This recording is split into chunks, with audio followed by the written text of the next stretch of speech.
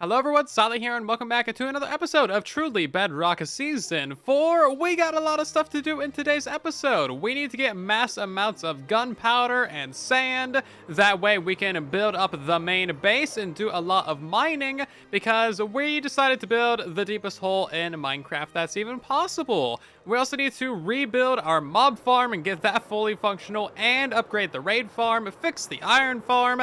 We got a lot of stuff to do, so let's just hop into it, shall we? So here's the foundations of our newest mob farm. You might be wondering what happened to any other mob farms that we've ever had, but they never existed. This is the first mob farm that I've ever built on Truly Bedrock, and it's great. So this is going to be the very far edge of one module, and then the other module is going to be going on that very far edge over there. Not even a challenge. No one could ever possibly mess up this farm. Well, this shows that the mob farm's technically working. We got a mob! Yay! Okay, so we got the bottom floor of the new mob farm installed, and if we can get a couple spawns right here, I'd be very much reassured that this is going to be an actually functional farm. So come on. 1 to 2 things. 1 creeper head over there. Well, I'll take that as a success. Cool, we're going to go ahead and build up the rest of the farm then. So, 2 farms later, we have 1, 2, 3, 4, 5, 6, 7 layers. That's pretty solid. We just need to get that 8th layer on there and then put on the roof at some point, and then it'll be technically completely done. But until then, it's actually functional. Only at nighttime, but that still counts. Partially functional. This is probably the most sketchy part of the entire build process, because I'm inside the mob farm and things can technically spawn right now, and these guys are just coming out of everywhere. There's actually one right down in that trident killer, which is ironically right where I need to be. This is a terrible idea. Ah, terrible idea. I already blew up one, by the way.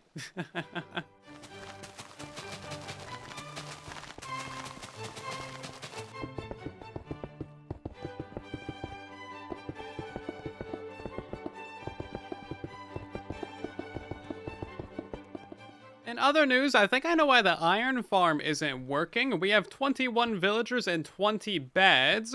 The bed that I was using to sleep in, I moved, so that took us from 21 to 20. And now it's been broken. I wonder how long it's been broken. The world may never know. But if we go ahead and place this down somewhere over here, then we should be able to get ourselves some more iron golems. Which is great, because I'm actually completely out of iron. Yep, there we go. That's all it took. Just put down a couple more beds and bam, iron golems. Iron farms are so silly on Bedrock Edition. I broke an anvil and then I found out that I didn't have enough iron to craft a new one.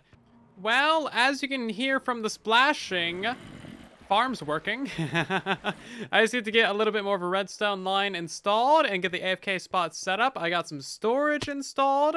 I'm actually quite happy with how this little circuit came out. It's basically a non-stackable item sorter, but it automatically tosses everything into what will one day be lava. So if we throw some of these things in there, as you can see, they get automatically dispensed. No additional redstone needed. You just use the redstone that's already part of the item filter. So after about 4 hours of work, not counting the other 2 hours on that pre-existing mob farm, the whole thing is now done and functional. I've been AFKing over here for about 20 minutes. I got like a 10th of a level of experience out of it, and we've actually been getting a lot of items from this thing as well. So the non-stackable item sorter is working pretty well. We got a fair amount of gunpowder, hoping to get a couple double chests of that tonight. Some string is always good. Not really that many bones, surprisingly. Maybe that item filter is slightly busted. We got spider eyes, lots of flesh, some arrows, and then all this lovely junk items over here as well.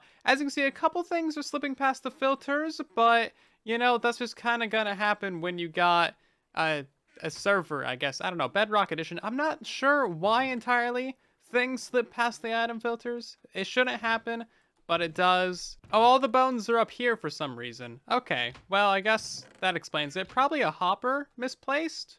Or you know what? It looks like there just isn't a hopper behind this chest. Okay, that would explain it. So now I'm just basically going to go AFK for as long as I can while I work on some other videos, and hopefully when I come back we'll have enough TNT to actually blow up a fair amount of things and get some proper progress done on the base. So the mob farm has been going for maybe about 4 or so hours, and we have ourselves a full double chest of gunpowder, plus nearly a second. We got a bunch of string as well, lots of bones, which is super good. Lots of spider eyes, nasty. Rotten flesh out the storage system. Too much rotten flesh. Tons of arrows as well. And then we got all this extra junk over here. Oh, is it actually backing up the system right now? Ooh, we stopped it just in time. Look at that. It's nearly completely backed up. Well, that's kind of a giant mess, isn't it? We don't actually have that many junk items, all things considered. So after about 4 or so hours, this is everything random that we're getting from the farm. Obviously, a little bit of this shouldn't be in here. 2 stacks of iron. We kill a lot of zombies in this thing, so that makes sense. We got a couple stacks of redstone in here, some witch heads, some zombie villager heads, spider heads. Lots of carrots, nasty. Okay, there's more carrots than potatoes, but that only proves that carrots are of lesser value, and not even zombies want them. So a little while later, we've done a whole bunch of sand mining. You can't even tell where we mine the sand at. And then we have enough for 9 stacks of TNT. And then it's going to take 5 rows of gunpowder. Look how beautiful that is. If this were like 1.10, that would be worth like 7 stacks of diamond blocks. Lovely. So that is 1, 2, 3, 4, 5, 6, 7, 8, 9. Beautiful stacks of TNT. Now we just need to do that twice more for a full shulker box of danger blocks. Just to make sure that the TNT is not like a defective or something, you know, bad sand, diluted gunpowder. We need to press a button. There you go. Let's see what all this TNT talks about. Look at that, it didn't even blow up a single block.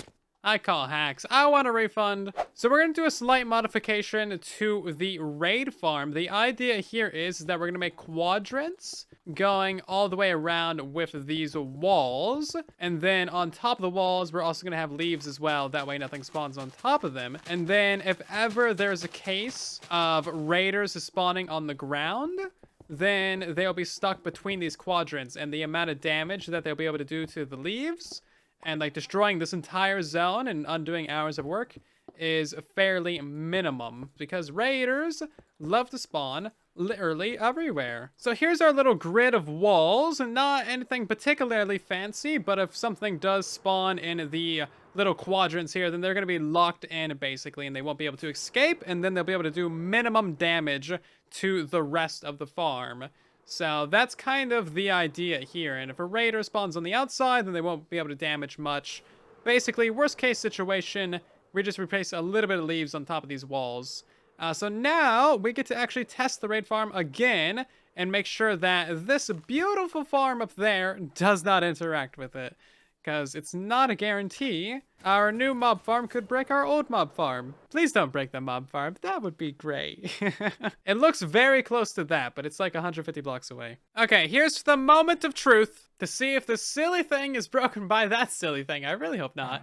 That's a good sign. You can hear I'm dying. It's working properly. And now that both of these things are fully functional, I've already done a nice AFK session at the proper mob farm, and now I need to do another one here at this mob farm. A raider spawned down there. You know what? That still counts as a functional farm. Where exactly did they spawn is my question. We need to leave these guys alive. Oh, there's literally just 2 walls. That's all it took. This is how stupid raid farms are. If there's just 2 blocks out of place, things gonna spawn on them. Stop shooting me. I pay for your rent. Get out of here. I built them this beautiful mob farm, and the raiders don't even want to use it. How disrespectful can you really be? How rude. The time has finally come to reach 1,000 levels on the truly Bedrock server. This XP furnace has been burning basically all season with tons and tons and tons and tons of potatoes and stuff. And it's giving us multiple levels per XP pull. So now we're at 900. If we take out another one, we're going to go up to like 902. So basically, I need to pull out 49 more potatoes. It turns out that at 5 seconds per potato, this actually takes like a little while. This is why it was nice to have 2 furnaces here, but Zloy decided to steal one of them. We're approaching the funny number, so I figured I'd record again. 966, 968, there we go. We reached the funny number. Very nice. I've discovered that there's some potatoes in our furnace god. I forgot where I put those, but apparently that's where the potatoes went. Oh, jeez, that's great. Okay, we're at 993. 1 potato, 994. 2 potato, 996. Can we get a 3rd potato? 997. It's basically 1 level per potat right now. Come on, I need another one. 999. And finally, for the very, very last potato of the season, level 1000. Ta-da! I don't have anything to say. We did this last season as well. We got 1000 levels from smelting fish or iron or something. I forget what we smelted that season. But now we got 1000 levels again. And I'm gonna frame this one little potat right here. And we're gonna keep that as a memory of 1000 levels. I actually need to rename it. I don't have enough iron for an anvil. That's right. Okay. Well, we're gonna keep it somewhere very special where we're never gonna forget it. Hopefully no one eats it. We have several other potatoes on the wall that they can eat. They can eat Mumbo. That's fine. Eat that one. Just don't eat the 1000 levels potato. 1000 levels. R.I.P. Furnace God. I figured we may as well get to 1111 levels just for that nice 111. So there we go. My goal is to keep this experience for as long as possible. If I die, or if I somehow spend it all on enchanting for something, then I will need to throw 1 potato into lava. I know. Terribly high stakes. But yeah, I just want to keep this experience for as long as I can. I'm very curious if that's an intended pattern that someone placed there. That's very much in the shape of a heart. But my question is, why did so much snow fall in this area? And like right around there, but the whole rest of this thing isn't filled in. Like the snow is only around the edges? Is that a mechanic in Minecraft that snow only falls around the edges of things? Block, block, block. Yeah, there's blocks in all these spaces, so that's the pattern that makes. Why did snow only fall right here around all of those blocks, but not like anywhere out here in the open? Weird. Weird. We are here to blow up this entire hole. I have myself lots and lots of TNT, several dispensers. We got the redstone dust. I want to try several different ways of actually blowing this up. So for the first experiment, I'm going to place these every 3rd block, so 2 blocks in between them. Let's see what happens here. Oh, that's actually working surprisingly well. It didn't do like amazingly, but you know what? That is a fair amount of blocks actually. For how much TNT that wasn't a bad amount of blocks at all. Okay, so this is a pillar of TNT every other block, and let's see what that one's about. I don't want to stand too close to the edge. I got 1100 levels. That doesn't appear to be doing like a ton more damage than every 3rd block. Honestly, it looks about the same as that one. Maybe slightly better? Okay, this one is full pillar. Just all the way. Full pillar of TNT. Poor Silent 2 just got launched. Oh god, the TNT went flying everywhere. It's still going. So that clearly did a lot more damage, but it's also a lot more TNT. So this is the current TNT grid that we got. It's not evenly spaced. There's probably not enough dispensers. There's 10 dispensers, and it's not derp-proof either. So we are going to hope that this thing doesn't blow itself up because it's made out of snow, which is notoriously not blast resistant. We could spam 12 TNT. Let's see what happens. Please don't entirely blow up. Please don't entirely blow up. It entirely blew up. I did tell you that that might happen. This is not considered a derp if I knew it was going to happen. Should we spam it a little bit? I don't want to spam it too much because then TNT is going to fly back up and it's going to all break again. Also, I need to keep a lookout for... Oh, the emerald ore! Yeah. Zloy's a drown. Oh no, is he trying to put down a lever? He's trying to spam it. We put a button on it. And also, they're all out of TNT. Didn't I tell Zloy I wouldn't leave armed nuclear warheads laying around him? This is what happens when you let Zloy press the button. The whole thing just disintegrated. That never happened when I pressed the button. It only had 3 to 5% damage. This is like 35, 45% damage. Oh my god. Is that one shooting out cookies? It's got cookies in it. Why has it got cookies in it? This one's got cookies in it too. I mean, not gonna lie, I do like myself a good cookie, but like, how did that happen? Well, that was predictable. What did he do? What did he do? I fall down for half a second. I get distracted by one cookie. And this whole thing blows up again. So a few stacks of TNT later, multiple incidents, and a surprising amount of cookies later, we have ourselves a fairly decent amount of work done on this. Like, that's actually pretty solid. I would like to go ahead and do some actual mining on this now. So we're going to clean up all these edges, collect all the cookies that are all over the place, and get this back down to a reasonable level.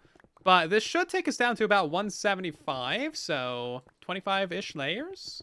We just got to clean up all the mess before we start bombing it again. Upon second thought, let's do a little bit of spam. Just to see what happens.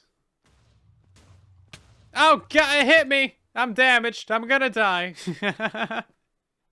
Not a terrible lot. It's kind of hard to see what exactly is happening. If we had replay mod, we could do all the fancy things. But, we don't. We just got the lazy silent 2 hanging out of there, stalking me. Zoe's trying to kill me. I got 2 hearts right now. He dropped a TNT right on me. I didn't even hear it. Those cookies do not heal at all. 1100 levels. Zoe's too nice. He put netherite on PieIsTheBest. This is PieIsTheBest final form. Oh, is he gonna put netherite on the... I haven't gone to the nether yet this season. I was gonna go get netherite at some point, but now he's just giving it to me. This is the first diamond pick of Truly Bedrock Season 4. Treat it well, good sir. Zoe is the MVP of the base. He really is. Oh my. Look at that. Man, first diamond pick of Season 4 looking good. Now this pick is really never gonna give me up. Get it? Because its name is PieIsTheBest? Yeah. I make very original jokes on this channel, and you should appreciate it. Okay, so a little while later, and we have cleaned up all of the debris that is in this area below us. So we've actually done a lot of progress on this. Looking very good. We need to tear down this old grid and build a new one that is like properly spaced and properly reinforced. So we built up the new TNT grid, and we'll see how this works out. We only got enough TNT to put 3 into each dispenser, and then like these 7 extra pieces. So it's not gonna last very long, but we can flick the lever and then have one side activate at a time. Yeah. Okay, that's not actually too bad. Flick that side, all of that happens. Looking good. Flick this side, all of that gets bombed out as well. And that's all the TNT we got. Beautiful. So now we need to go destroy another desert. Destroy another desert. We got plenty of gunpowder from the mob farms. And then we can continue work on this hole. But we've actually got it down to Y level 165-ish. Just to remind you how deep that this needs to go. Here's our central 2x2. Yeah, it's a deep hole. Yep, so Y negative 59. It takes 6 rockets to get to the top of the base. You can't even see daylight down here anymore. It's a sad thing. We need to mine out that entire thing. So this is a pretty good place to leave it off for now because we just do not have any more TNT. But we started roughly there or so with the TNT and we got it all the way down to that layer-ish. And if we do this several more times, and then do it several more times, and then several more times, and then several more times, and a dozen more times, then we'll finally reach the bottom, and it'll be amazing.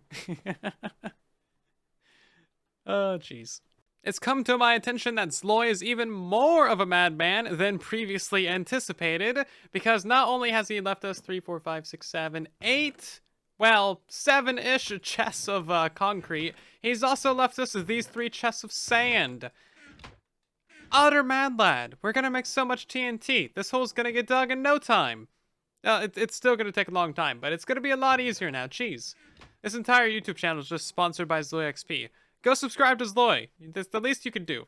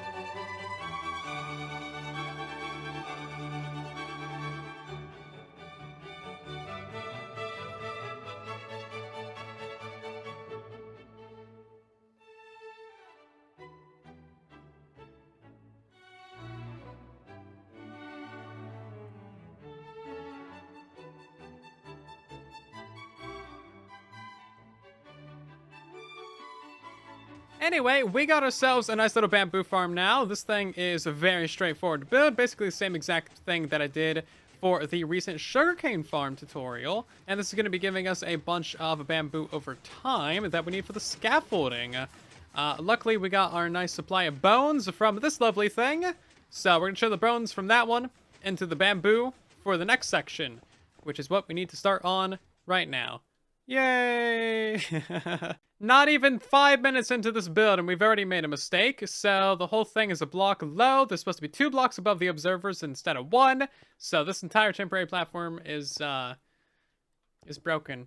There's only one real solution to this, and that is to tear out that side and lower that whole thing by a block.